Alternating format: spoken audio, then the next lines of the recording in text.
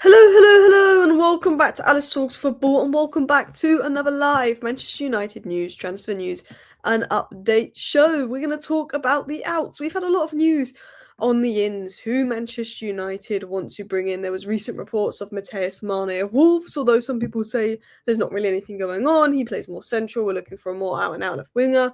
We've recently been linked again to Anthony Gordon. We've been linked to Jan Diamonde. That is some of the reports coming out in regards to the upfront areas. Obviously, links to Illiman and Jai. And then we've got a lot of links in midfield: Turnali, Baleba, Stiller, Wharton, Anson, Baleba, Wharton seem to be the three that we get linked to the most. They seem to be Anderson, Baleba, Wharton seem to be the three we get linked to the most. In terms of the midfielders, but there's a few other names that have been thrown apart about as well.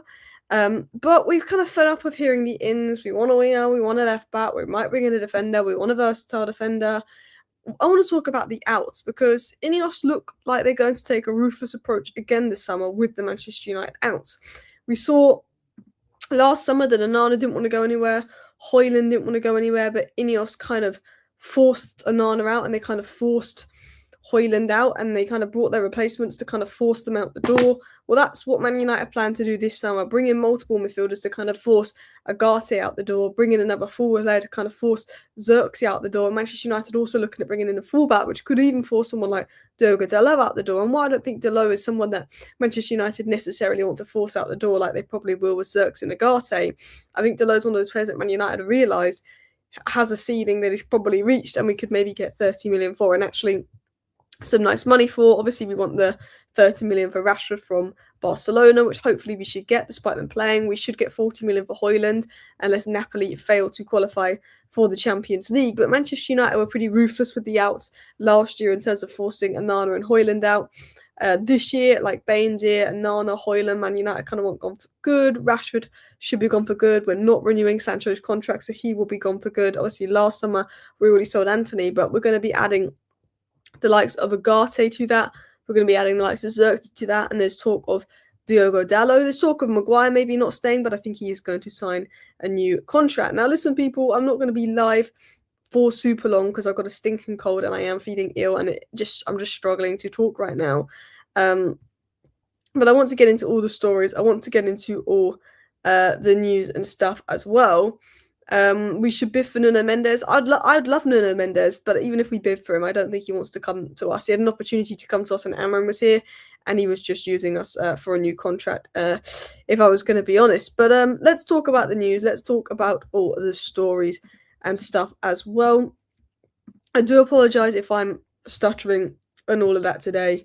I'm just ill, and sometimes when I'm ill, my body gets kind of tics that I'm trying to control. It's just how my body responds. So then I can't always control what I say, so I'm just trying to be careful while live. But I want to talk about the news and everything that's come out. So, and also I feel like, I don't know if you're hearing a noise in the background actually.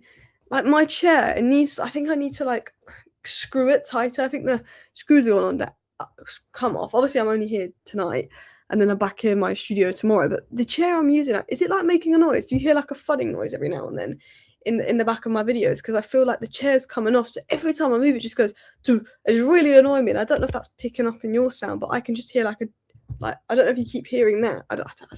Who cares? Let's get into the news. Joshua Zirkzee is more likely to leave Manchester United this summer with a club open to a sale. United will aim to avoid making a loss, while there is interest from Serie A, and Galatasaray have also shown interest. So Joshua Zirkzee is more likely to leave Manchester United this summer with the club open to a sale. United will aim to avoid making a huge loss while there's interest from Serie A and Galatasaray. I'm going to put my guesses that Joshua Zirkzee is going back to Italy.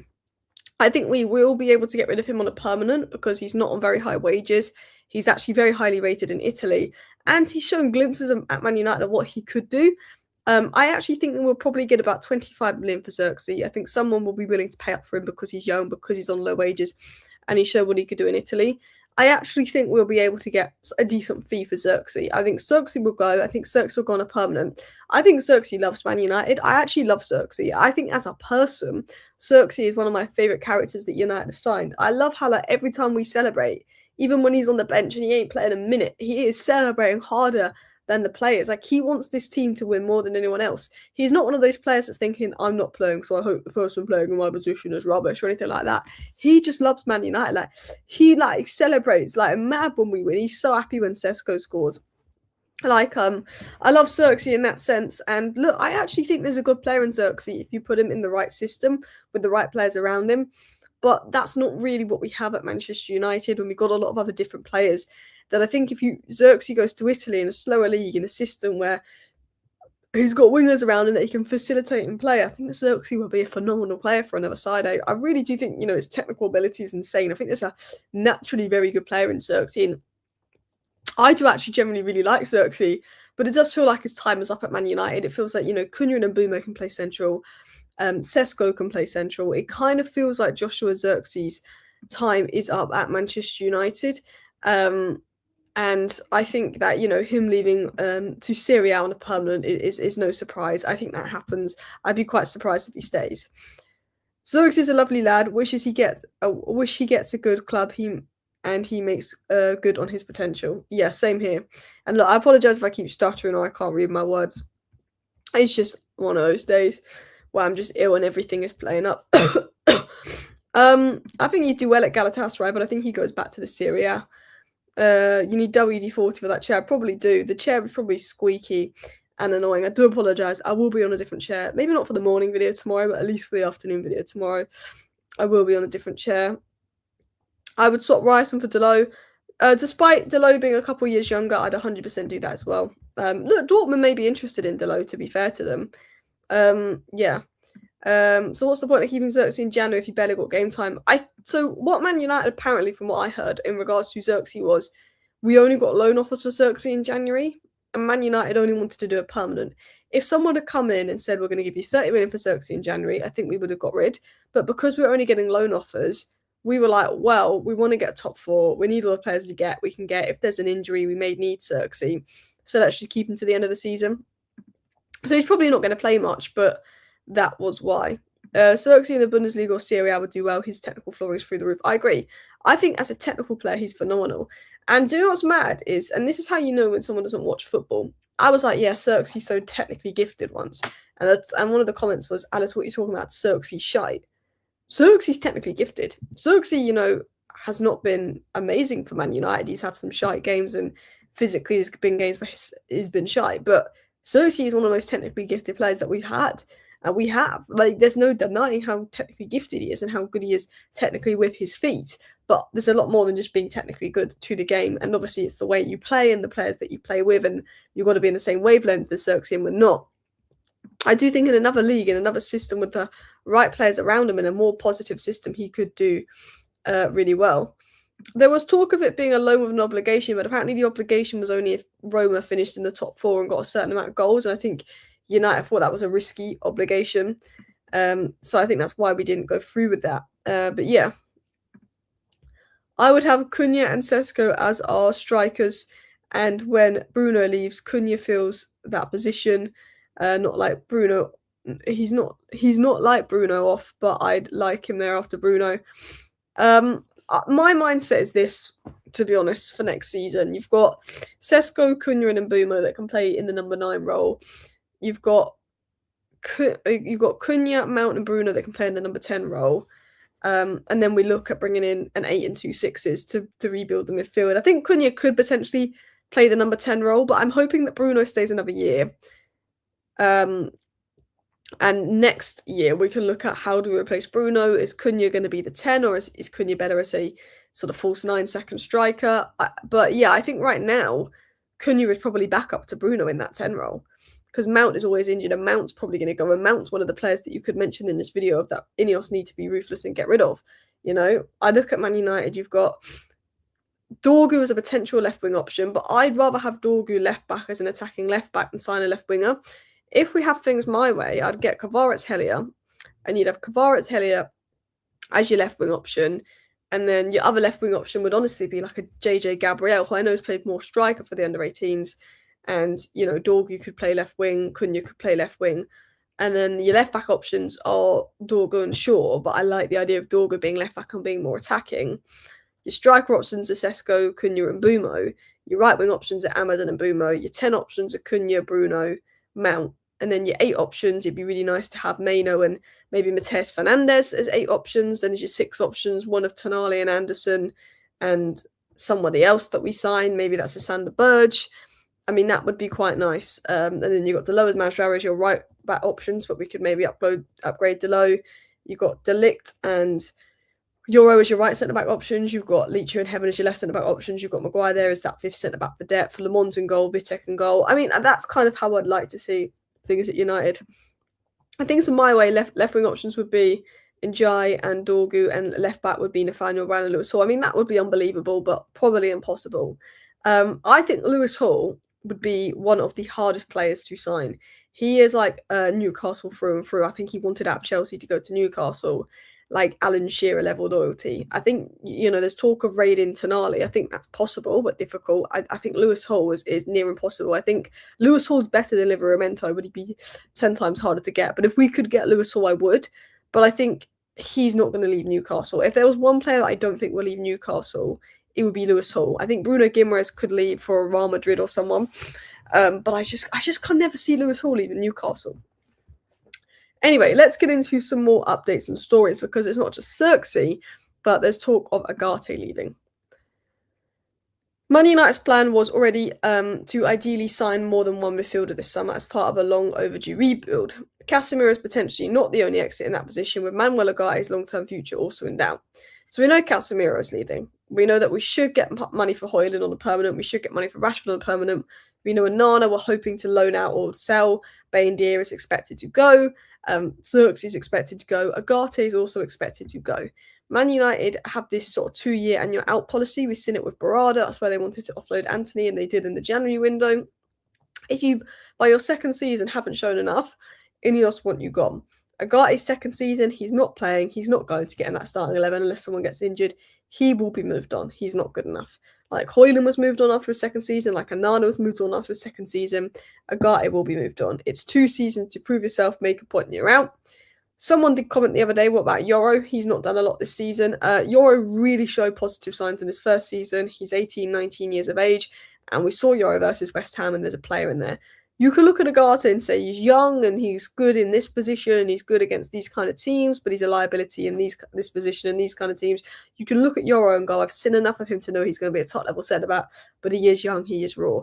We'd be ridiculous to sell. It'd be stupidly ridiculous to sell Yoro because he's had a bit of a hit and miss season. He's also just not going to get minutes because we're not in Europe. I think Yoro and Heaven are 2 of the best talents we have, and I'm excited for their future. Obviously, I want to speak about the youth. We spoke a lot about JJ Gabriel and Shea Lacey. Sekou Kone's had a bit of talk recently, although things aren't going completely to plan at Lausanne for him. But it's early days on this loan. But I tell you what, Jim Thwaites, particularly if Michael Carrick stays, Jim Thwaites and JJ Gabriel will be the names to watch next season. Jim Thwaites and JJ Gabriel, I think they will be the names. Jim Thwaites is so technically good. Some people believe he could even have a higher ceiling than Maino, but I'm not going to say stuff like that because I think Maino's phenomenal. But yeah, Agate is I can never say that word. Surplus to requirements. I can never say that word. Do you think we can challenge next season if we recruit smartly? Potentially. My worry with next season is I don't think we'll be playing 1 game a week, which it obviously is good. But like I want to talk about Delo and stuff in a second, but so let's say Michael Carrick stays, okay? And with Michael Carrick, we're more likely going to see like a 4-2-3-1, but sometimes it's going to be where the 10 operating a little bit like a second striker. I think I just don't know if we have the depth. I think if we've got the transfer window right, looking at where we are right now, and looking at the fact that maybe if Amram was sacked sooner and we'd have got points in the Everton game and the Burnley game and the Wolves game and the Leeds game, we could be 3 points off Arsenal right now. Potentially we could challenge next year, but I think next season is going to be a lot harder for us than people think. I actually worry that we are going to finish higher this season than we will next season, because I think with losing Casemiro, potentially losing Bruno, and being in Europe and having 2 games a week, and we've seen when we've had 2 games a week, we've dropped off. When we've had 1 game a week, we look better. I do actually think we could fall off next season. But if I was looking at our squad, you've sort of got Sesko here as the main striker. You've got Bruno here as the 10, but Bruno kind of operates as a bit of a second striker, I think, at times, with the way Carrick is. You've got, I mean, you probably start Mbeumo over Amad, but I mean, I like both. And then let's say we sign Njai. I mean, would Njai start over Cunha? I guess he's more of a natural winger. So you kind of put Cunha. I'm trying to think of like what our depth would be. So it'd be like Cunha, Mount, Bruno. Like, we're just assuming Bruno stays here. We'll move Sesko further up so we can get this in. And you've got Mbeumo, Cunha. I mean, I feel like Cunha should start, but then every time Cunha's come off the bench, he's been hella impactful, hasn't he? And then I guess you have Dorgu, and then you could even say JJ Gabriel, potentially. So I don't know if I'd say Njai 100% starts over Cunha, but we'll put him there because he's more of a winger. That said, he's played on the right all season. We'll put Njai there because we've been linked to him. I would then, if we're looking like complete depth, you put like a Lacey in there. I wouldn't put Obi in just yet. This is the question midfield, because I have no idea who we're going to get. I'm going to say, obviously we have Maino. I'm going to put Mateus Fernandez in. How do I spell Mateus Fernandez? Because I just think that's such a smart deal to do, particularly if West Ham go down, which I think it could be Spurs going down. And then let's say we do pull off Tonali. I'd love that. We need someone else to come in here. I don't know. Like someone who could play 6, someone that could play 8. I don't know what we do. It'd probably be someone crap, to be fair. We'll just say third midfielder for now. Because I would love to put Elliot Anderson in there, but I've got to be some realistic. I think it will be Maz and Delo, and there'll be questions over the attacking output of that. I think you'll have Dorgu and then Shaw. I think you've got Lamons and Vitek. I'm just trying to think how good our depth is. You could say Amas could come in there. There's talk of Amas getting minutes next season. There's talk of us signing a new fullback. You've got Leacher, Heaven. You've got Delict, who's probably better than Maguire when fit. Maguire, Yoro. I think Maguire stays. We will talk about that. You've got Delict, Maguire, Yoro, Lamans, Vitek, and then maybe new fullback. So potentially a new fullback, potentially a third midfielder. So let's say we sign 3 midfielders in Mateus Fernandez, Tonali, and someone else. For the sake of this video, it's not going to happen, but we're going to put Bergful in, who's not a 6, to be honest. But we'll just put him in there for the sake of this video. Delo and a new fullback. Should we just make the fullback the BVB right back? I mean, I see us more likely going for a left back, to be honest, but we could put Ryerson in there just for the sake of putting names in there.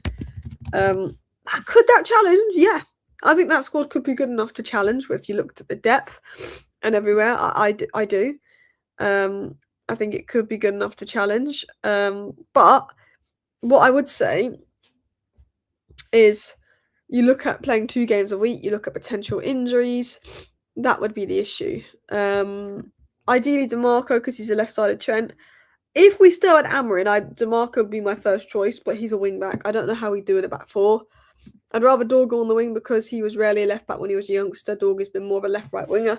I prefer him at left-back because then you've got an actual attacking left-back that's happy to stay wide and overlap, and then Jai can come in the inside, because you've got to think of dynamics.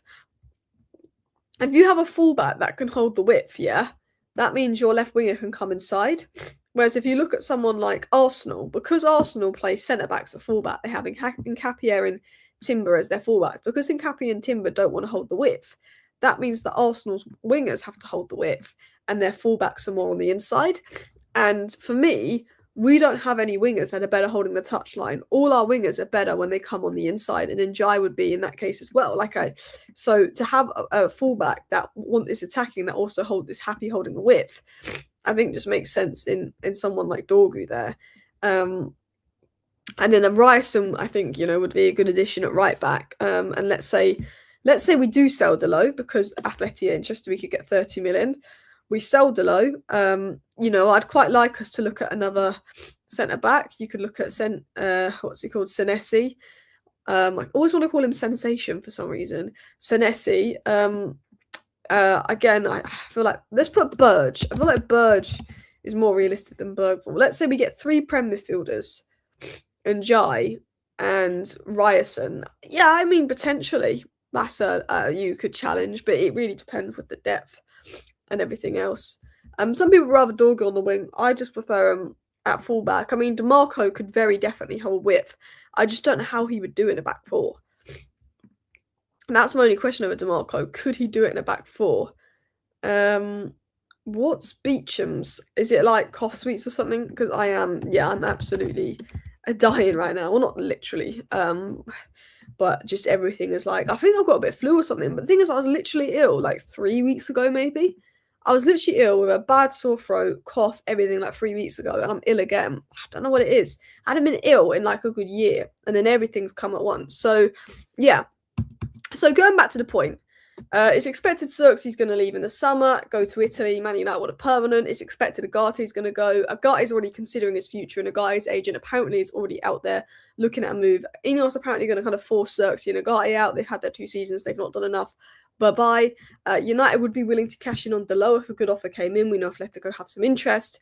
We know that Manchester United want to sign at least 2 midfielders, and according to Ben Jacobs, the names on that list are Anderson, Baleba, Wharton, Stiller, and Tonali. Also got updates that Harry Maguire is expected to stay, but there's been nothing done with the contract situation as of yet. Apparently, Man United are one of many clubs monitoring El Junior Krupi of Bournemouth, who's been phenomenal. Hasn't he? He's ridiculous. The goals he scores is absolutely nuts.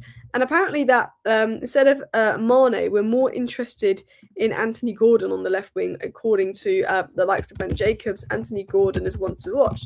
Don't get me wrong, I think Anthony Gordon's a good player who's not had a great season, that's done well in the Champions League. But I don't really want Anthony Gordon at Man United, to be honest. I think he would struggle because, I think as we get better, teams aren't going to give us a lot of space. And he's someone that plays his best when he can run in behind and be given more space. So I don't think Anthony Gordon is the right kind of player for us. But I'll probably touch upon more of this in tomorrow's video. I just kind of wanted to touch upon the outs in today's live show. Keep it short and sweet as well, because my nose is killing me, my throat is killing me, my mouth is killing me. I can't lie. But big up everybody tuning into the live show. Big up everybody in the chat. I will be back with a 10-minute roundup tomorrow. See you next time. Bye.